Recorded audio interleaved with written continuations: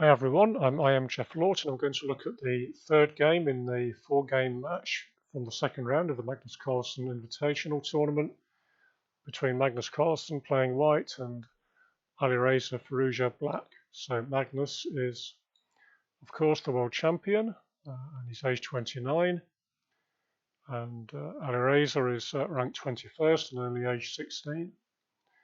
So the score at the time was 1 game all because Firouzja managed to swindle Magnus really. When he was in a bad position, but he swindled Carlsen with a sort of Queen G6 Queen sacrifice that Magnus had overlooked. So Magnus was undoubtedly hoping to restore the balance with this game as white, and he opened with D4, Knight F6, and C4, and we had E6, Knight to F3, D5. The Queen's Gambit declined, Knight C3.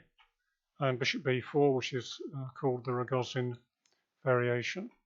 C takes D5, E takes D5, and now Bishop to F4 instead of the move that White usually plays, Bishop to G5. So we had castles, which varied from game 1 of this match, where Knight here was played.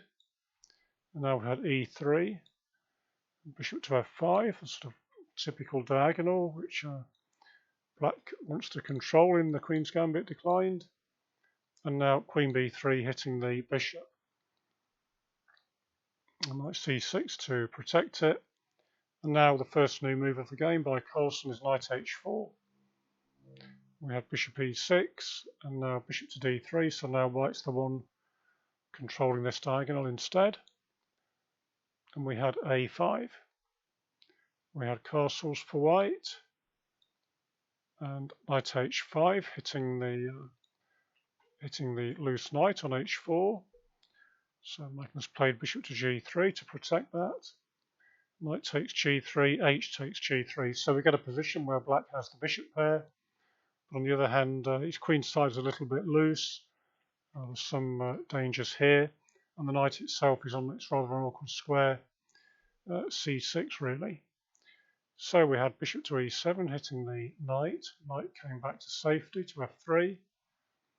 And now Knight B4. Attacking the loose bishop. Bishop back to E2.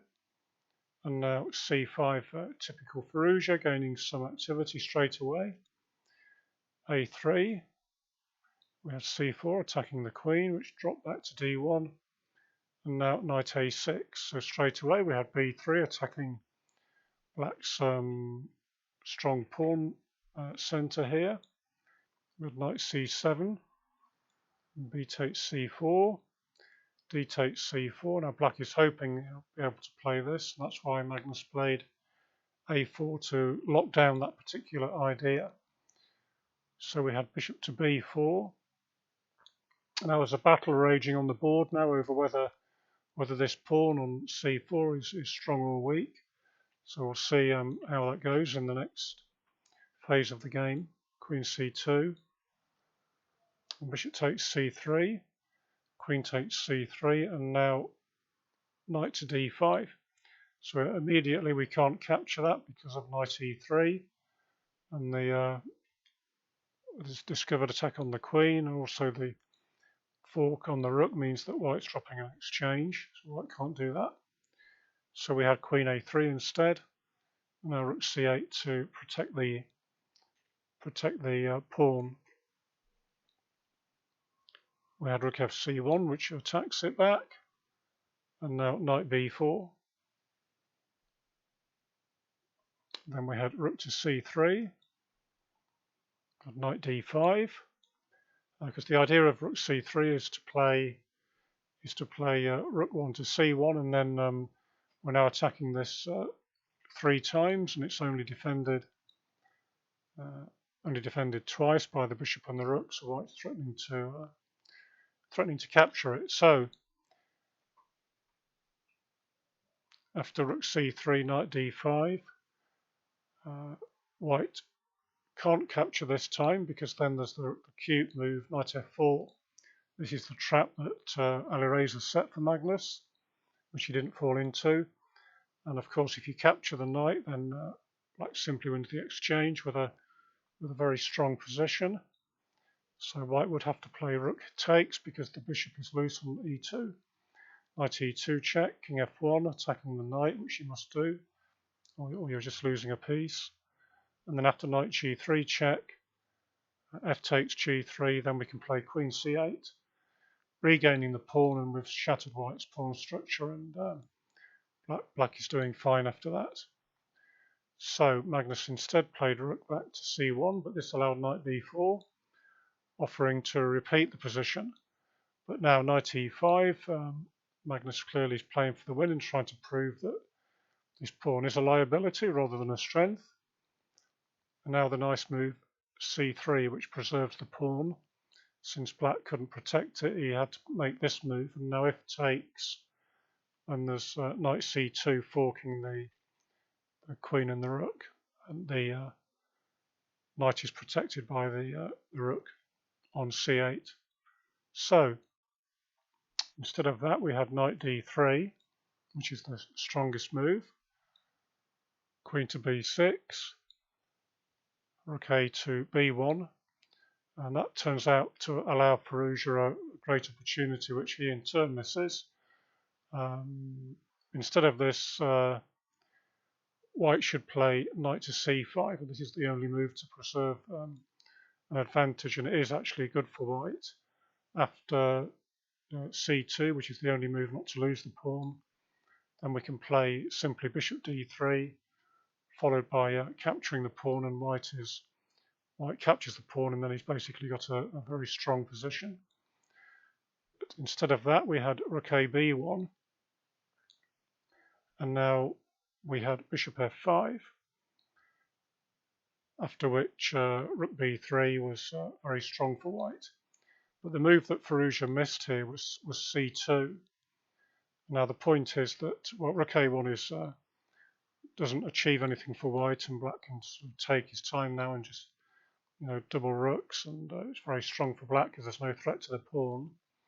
But if you play instead of that, therefore rook b2 is the correct idea, keeping the pressure on the knight.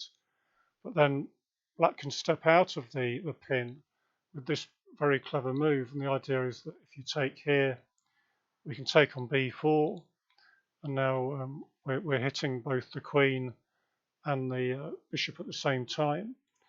And so if you play bishop a6 to get out of this, then it's the only reasonable way to get out of it, then ba3, rook b7 to keep the bishop, but now rook c3, and these two forward advanced pawns they basically give black a winning position. So white wouldn't be able to do that. So there's a big chance missed by Alireza. He actually played bishop to f5. After rook a b1, he actually played bishop to f5, and now we had rook to b3, which gets out of the pin along here, which was along there, very nicely, because now there's a pin here, saves the piece for white. After bishop d3, black's unable to take the bishop, so we had c2 because white is now threatening to capture the pawn in earnest. So after c2, we had rook c2, and then we had rook takes c2,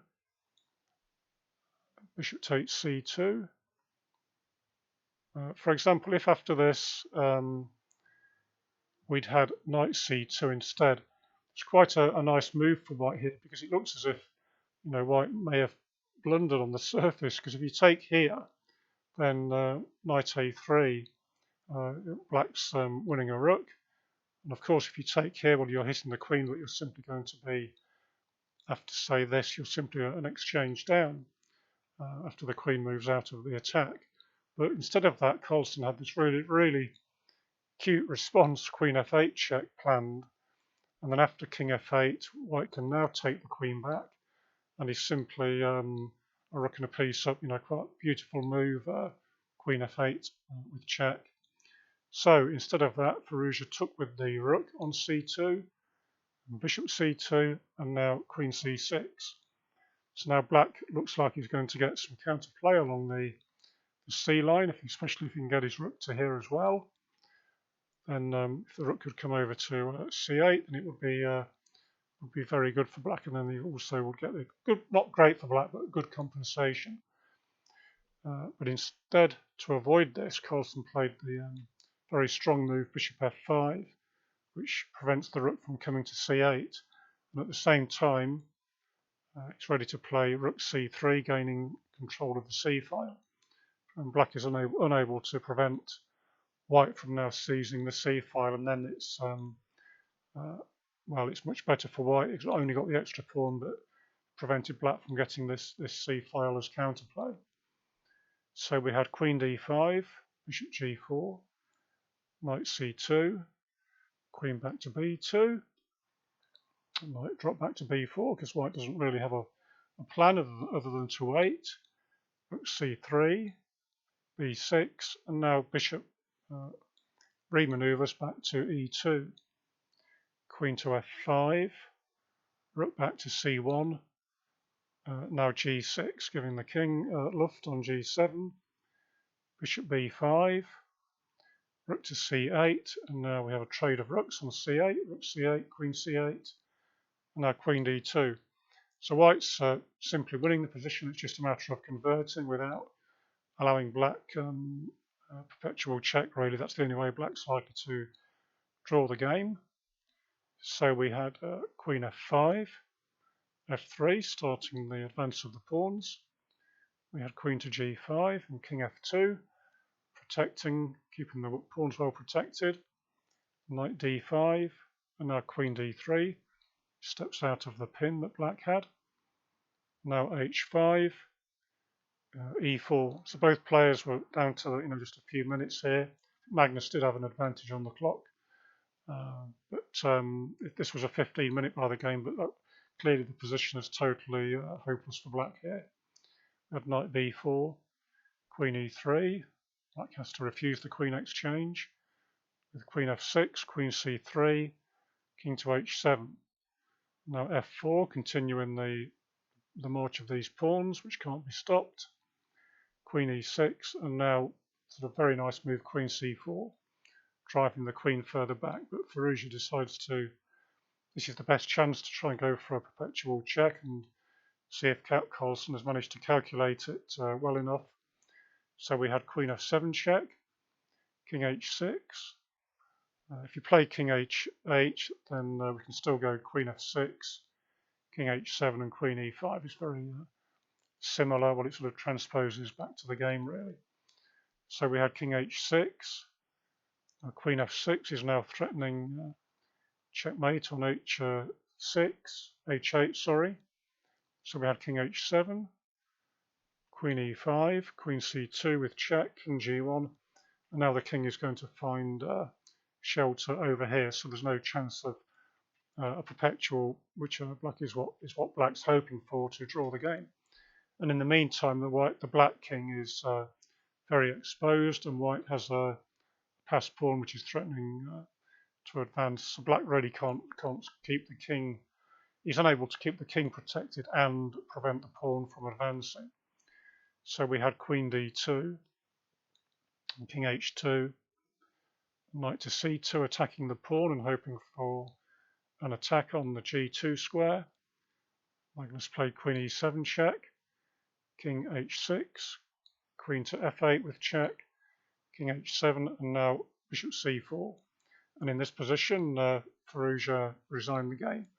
And the reason he resigned is that he's threatened with bishop here forcing mate after king here.